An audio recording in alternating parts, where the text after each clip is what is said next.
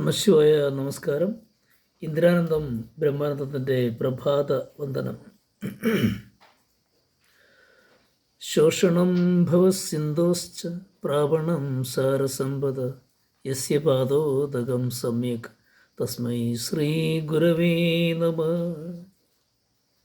എല്ലാ മിത്രങ്ങൾക്കും ജ്ഞാനപാനാമൃതത്തിലേക്ക് സ്വാഗതം.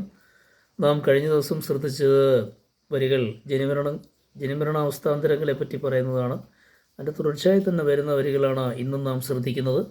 കഴിഞ്ഞ വർഷം നാം ഏകദേശം 98 വരികളോളം ആയി. അതിൻ്റെ ബാക്കിയായിട്ട് നമുക്ക് അടുത്ത വരികൾ നോക്കാം.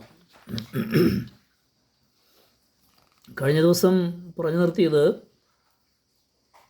മനുഷ്യനടക്കമുള്ള ജന്തുക്കൾ കർമ്മം ചെയ്യുന്നതിൻ്റെ ഫലമായി, കർമ്മങ്ങളുടെ ഫലമായി പല പല ജന്തുക്കളായി പിറവിയെടുക്കുന്നു. അത് ഈശ്വര നിശ്ചയം പോലെയാണ് എന്നൊക്കെയാണ് നാം പറഞ്ഞു നിർത്തിയത്. അതിൻ്റെ ബാക്കി വരികൾ നമുക്ക് ശ്രദ്ധിക്കാം.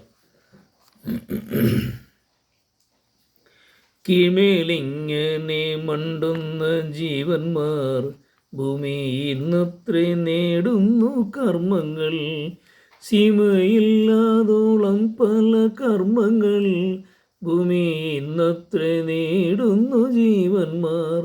അങ്ങനെ ചെയ്തു നേടി മരിച്ചുടൻ അന്യലോകങ്ങൾ ഓരോന്നിൽ ചെന്നിരുന്നു ഭുജിക്കുന്നു ജീവന്മാർ.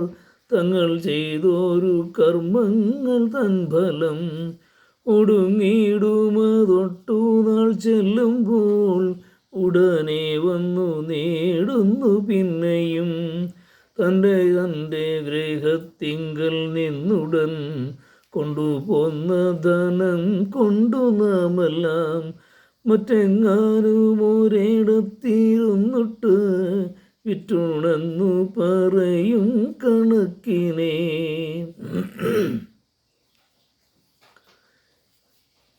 ഇങ്ങനെ കീഴിലും, അതായത് നരകത്തിലും മേലെയുള്ള സ്വർഗത്തിലുമായി സഞ്ചരിച്ചു കൊണ്ടിരിക്കുന്ന ജീവന്മാർ കർമ്മം സഞ്ചയിക്കുന്നത് ഭൂമിയിൽ നിന്ന് മാത്രമല്ല, ഭൂമിയിൽ നിന്ന് മാത്രമാണ്.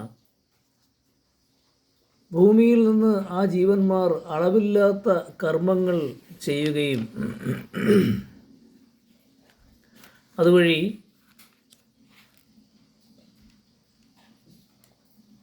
കർമ്മങ്ങൾ നേടി ജീവൻ കർമ്മഫലത്തിന് അനുസൃതമായ മറ്റൊരു ലോകത്ത് ചെന്ന്, മറ്റു പല ലോകങ്ങളിൽ ചെന്ന് വസിച്ച് കർമ്മഫലങ്ങൾ അനുഭവിക്കുന്നു.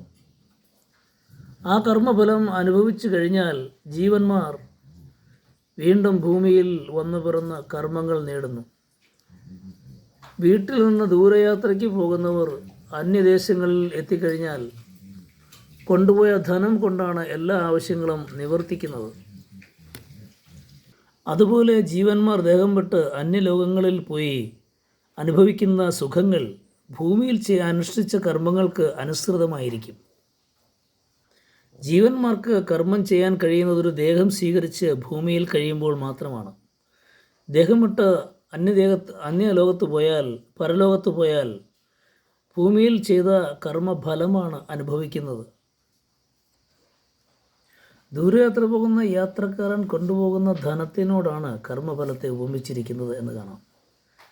കവി ഇവിടെ ജനിമരണങ്ങളും അതിൻ്റെ അവസ്ഥാന്തരങ്ങളും, ഇപ്പോൾ കർമ്മവും കർമ്മഫലവും അതിനെപ്പറ്റിയൊക്കെയാണ് പറഞ്ഞിരിക്കുന്നത്.